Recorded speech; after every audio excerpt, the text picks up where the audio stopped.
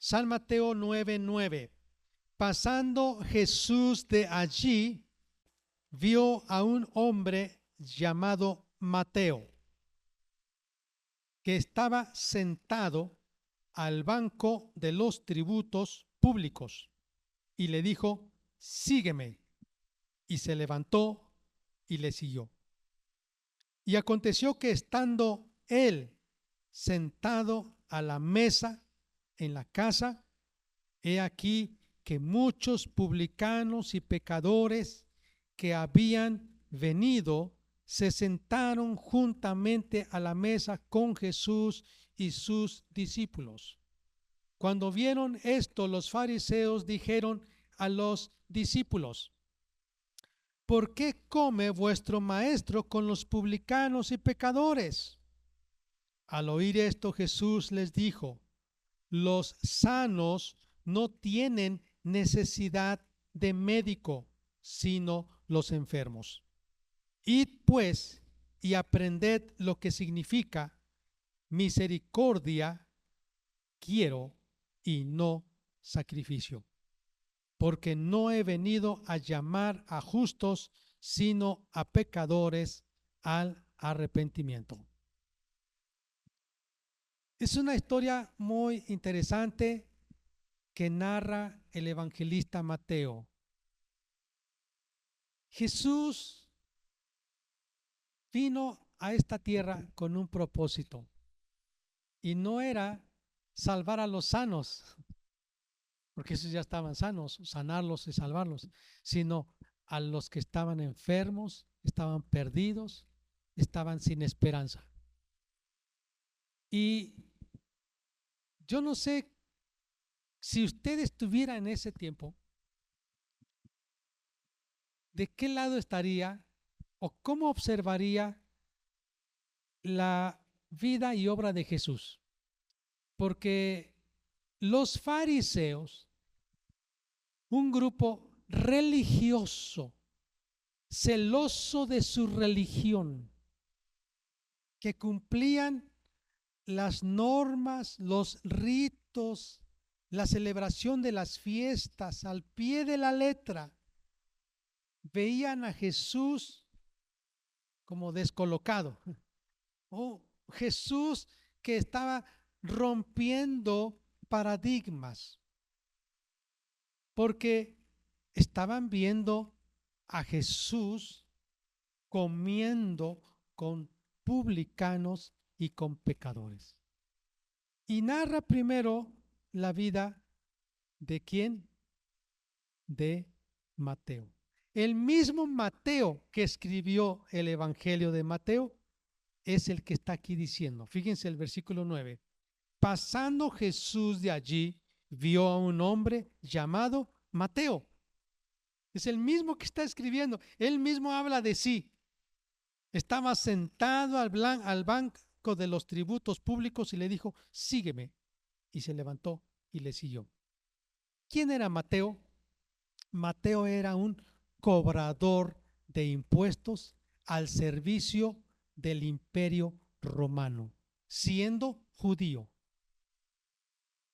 Y era llamado por su propio pueblo una chinche. Así le llamaban a estas personas. Porque tú le estás sacando sangre, le estás chupando la sangre a tu propio pueblo. Siendo judío, estás robándole a los judíos para hacer lo que dicen los romanos. Los judíos no querían a los publicanos. Y los publicanos, siendo judíos, le servían al imperio romano y ganaban mucho dinero. Pero no porque se les pagaba su sueldo, sino porque ellos robaban de los impuestos. Por ejemplo, si llegaba un viajero con un camello, pues le decía: bueno, ¿qué vas a vender? Telas, ¿ok? Por entrar aquí a la ciudad, y cuántos días vas a estar y qué es lo que vas a vender, te toca pagar tanto de impuestos. Y no todo lo registraba en su libreta. Parte de ese dinero se lo embolsaban.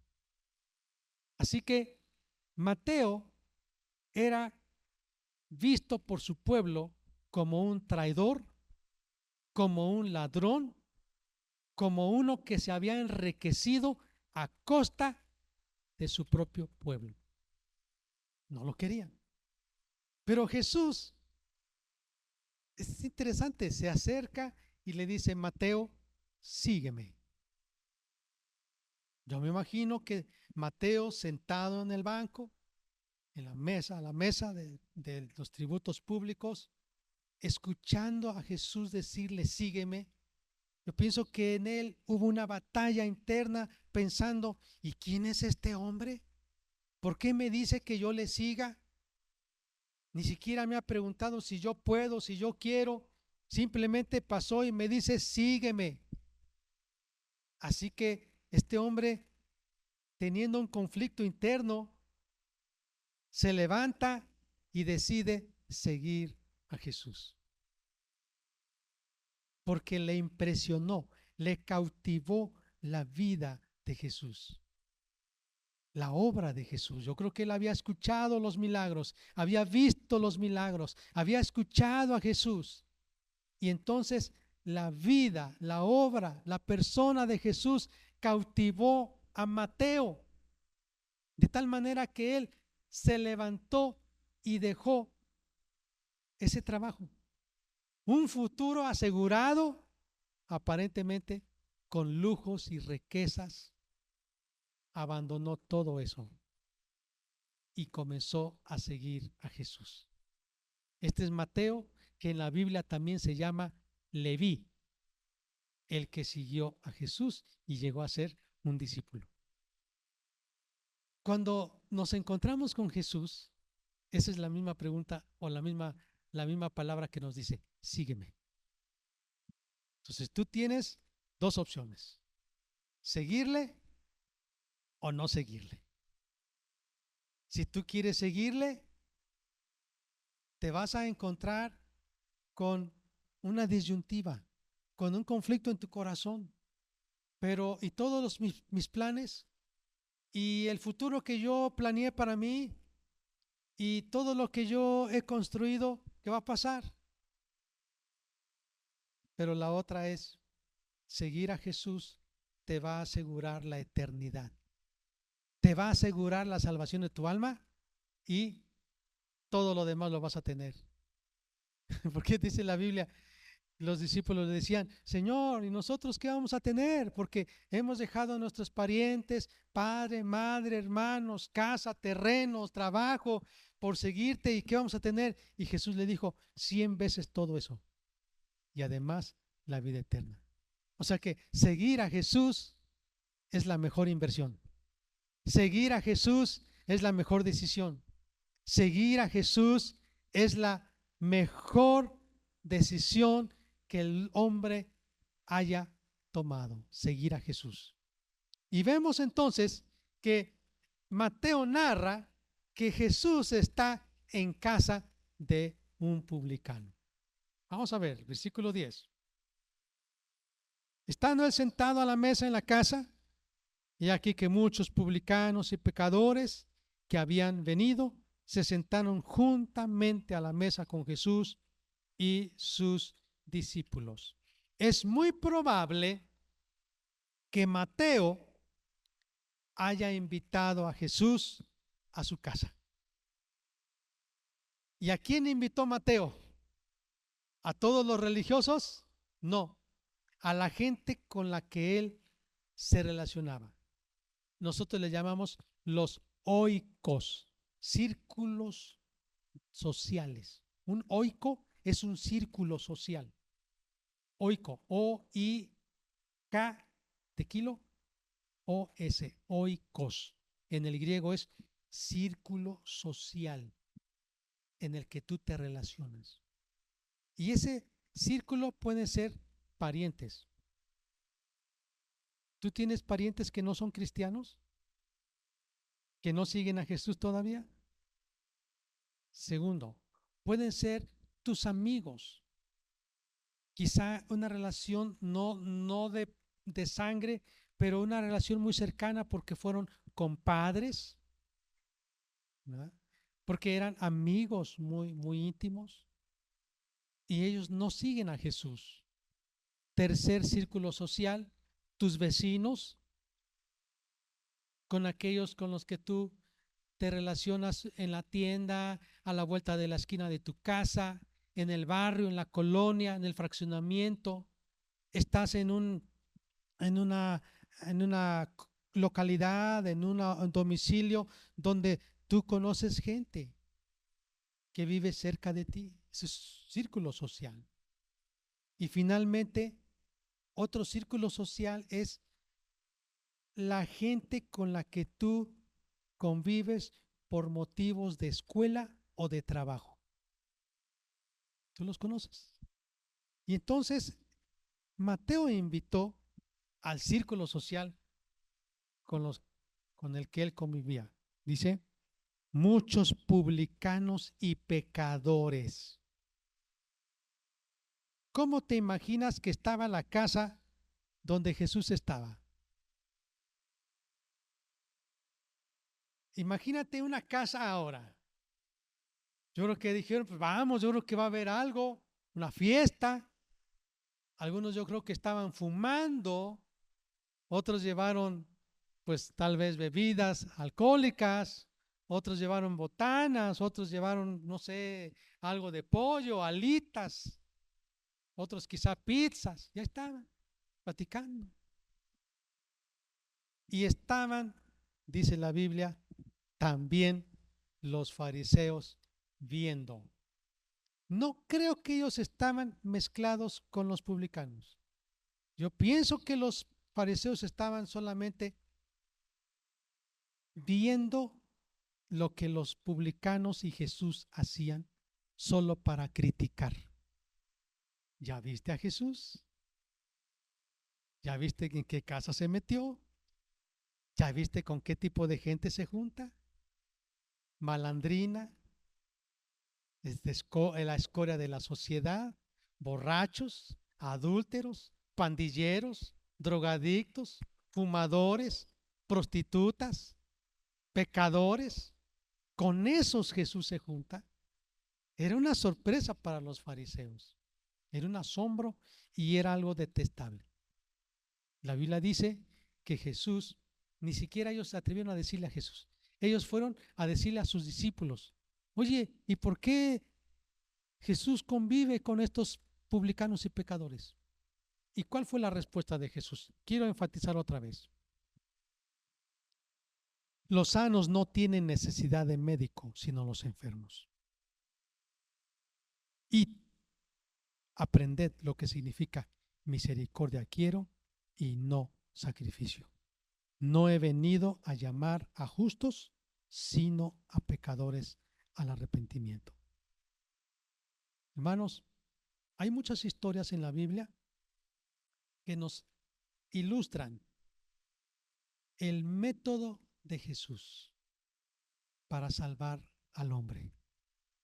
Buscó a los enfermos, a los pecadores, a los publicanos, a los perdidos, porque ellos tenían necesidad. Los que ya están salvos, gloria a Dios, pero buscó a ellos. Y por eso, más en otros pasajes dice que le decían, tú eres un borracho, un bebedor, un comelón. Yo le agrego, eres un pecador como todos, porque te juntas con la chusma. Pero saben, Jesús no hacía lo que ellos hacían. Todos ellos se acercaban porque eran cautivados por Jesús. Llegaban, estaban, querían escuchar a Jesús. Los fariseos no tenían tiempo para esos pecadores. Los fariseos se sentían tan limpios, tan santos, que no querían contaminarse conviviendo con los pecadores.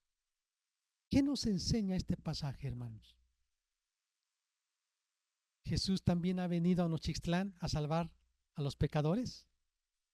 ¿Jesús ha venido a Nochixtlán a salvar a los que están sanos? ¿Ya están? ¿A los enfermos? Sí, mire, dice, los sanos no tienen necesidad de médico, los enfermos.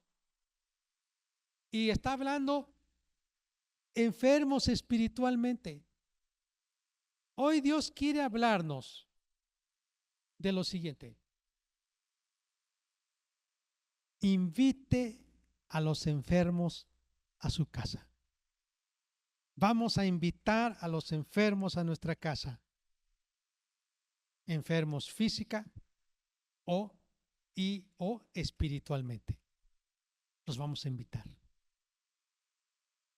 Los vamos a invitar y no importa, tal vez hay que poner aquí espacio libre de 100% libre de humo. A lo mejor allá le pone allá afuera, puedes fumar allá afuera, pero aquí vamos a mantenernos bien en un ambiente saludable, pero no hay prohibiciones, como quieran llegar, porque cuando tengan un encuentro con Jesucristo, su vida ya no será igual. Como acabamos de leer, de cantar este canto, mi vida no será nunca jamás igual, teniendo un encuentro con Cristo.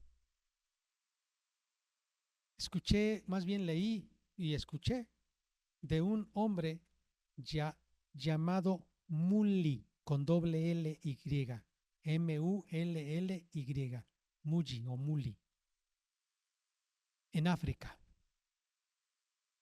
Un niño, cuando era niño, pobre, su padre borracho llegaba, maltrataba a su mamá, maltrataba a sus hermanos, a él, no tenían qué comer. Y un día cuando se despertó, ya no estaba su familia, lo habían abandonado porque no había dinero. Y él en esa condición comenzó a trabajar, y Dios hizo algo hermoso en su vida. Comenzó a trabajar y a ahorrar y compró taxis, autobuses allá en África. Conoció a Jesucristo. Tenía empresas, fíjense, de ser huérfano, pobre, abandonado, tuvo empresas, pero un día tuvo un encuentro con Jesucristo. Vendió todo eso y fue a rescatar a todos los niños que pudo. Llegó a tener 2,000 niños. Construyó cuartos, amplió su casa y se conoce, lo puede usted buscar en internet, Mully's Family, la familia más grande de África. Más de 2,000 niños. Él les dio estudio, varios de ellos llegaron a ser profesores, doctores, ingenieros, les dio escuela, les dio ropa, comida.